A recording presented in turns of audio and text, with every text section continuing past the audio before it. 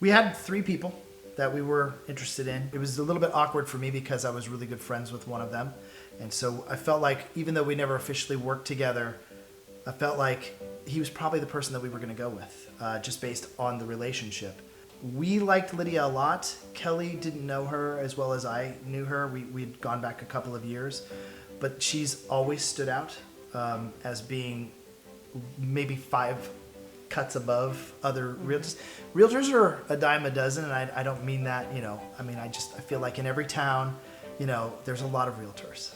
And there's a lot of friends who want your business. And at the end of the day, these houses all, they represent a big amount of a person's wealth, so the decision is not to be taken lightly.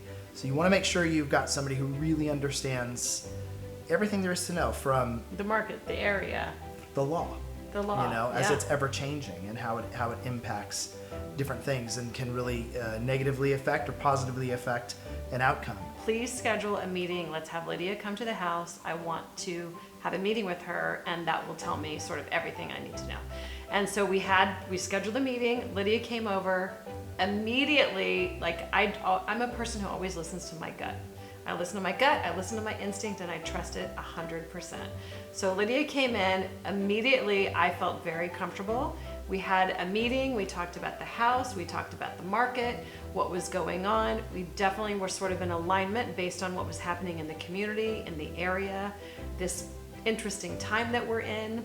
And I just really, really liked how Lydia operated. So, of course, isn't the big thing when you're interviewing a realtor is, the big question is the big elephant in the room is how much do you want to list it for? Well, how much do I want to list it for? Well, how much I asked you first, how much do you want to list it for? So the number that she threw out is the exact same number in my head. If that's not meant to be, then I don't know what it is. Not within $5,000, not within $1,000 on the number. And so at that point, you're like, okay, you guys are vibrating at the same frequency. And so, in interviewing Lydia, she kind of knocked it out of the park. And I'm like, I was really impressed because this is an unprecedented time. How the heck do you sell a house during a pandemic?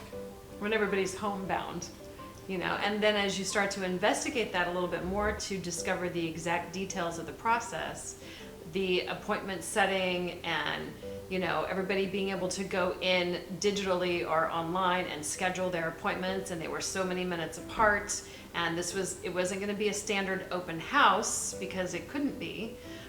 It all had to be very scheduled and very detailed, and that's exactly the way that it went. Lydia's got a team. There's a team of a bunch of people that work, on her Compass team. And so for me, I'm like, I want the expert. I want Lydia. I'm not really interested in being, sloughed off to somebody else on the team. I would not have used her. And that was never even broached. It was Lydia running point, representing us every step of the way, and then the other people that came in to help with escrow, with contracts, with paperwork, those are all. I never got to know anybody else that sells real estate on the team, which is exactly what I wanted. I only wanted to deal with her. I didn't want to deal with anybody else. So I don't know if she does that with everybody or if she instinctively knew that that's what we were after, but she was great about that because and by the way, also being in charge of a big team usually means they don't have a lot of time. But I felt like we had all the time in the world. Texted, called, I'm super hands-on, so I want to know what's going on. I want a lot of information. It's the biggest asset we have, so, I'm going to probably bug you. And so attentive to every text, every phone call, every pain in the butt thing that I did, she was there. So that's huge and big. Everybody thinks their house is perfect. Let's start there. We're like, this house is beautiful, look at it, it doesn't need anything. Well, our furnishings are great, it's gonna show well, can't wait for you to come in with your photographer and take pictures, right? And then Lydia's like, there are some things that you should really consider. And then you immediately have to check your ego a little bit and go, well, what do you mean? Well, these colors I'm sure were fantastic 7 years ago when you moved in, but times have changed and people are really into XYZ and you have CDE. And so you take that information in, you think about it, and you're like, all right, so what are you talking about? What are you thinking? And then well, we want to stage it. This will work. This works. That works. And then pretty much everything else doesn't work. And you're like, holy cow, really? And then once you sort of take that in and trust that she has your best interest, it's not my business. I'm not in real estate. So you trust that it's going to pan out, and you take that leap of faith, then segueing into how they structure the deal to do that, which I had never heard of before, which is concierge service. Then it becomes kind of a no-brainer, because you might outlay $10,000, but if it gets you $50,000 in an increased sale price, and it gets you a lot of heat quickly, and you sell your house in the first weekend, which we did, then was it worth the $10,000 at a 0% loan that you aren't outlaying any cash? It comes out of escrow at the end? Well, yeah, the answer is of course. Who wouldn't do that? So the personal aspect becomes, who is the team that's going to come into my house and come up with their ideas? Maybe you go, am I going to like their ideas? I don't know if I'm going to like their ideas. So there's a lot of, there's trust, and then there's question, and then how is this going to come out? And as you continue to take sort of every step of the way, we love the person that came into our house. She was absolutely incredible. I don't know if I can say her name or not, but I will, and you can edit it out if not. Her name is Gloria Best, and she did an absolutely, she was the best. She did a magnificent job. Her eye is incredible. Her thought for design is off the charts. She is very systematic in her approach. She knows what she's looking for, and she has it down to a T. So in terms of bringing in the crew, telling them what they need to get done, organizing all of it, it is seamless. She sets it all up for you. You just sort of step out of the way. She handles all of it, and she's like, oh, we need to touch up this. Oh, we need to paint that. And you're like, oh my gosh, hesitation, okay. And then at the end of it, what's been done is more than you could have ever thought could have been done in your space. And then, of course, it goes on the market, and the weekend happens, and we're in multiple offers. We definitely got a lot of value for the money.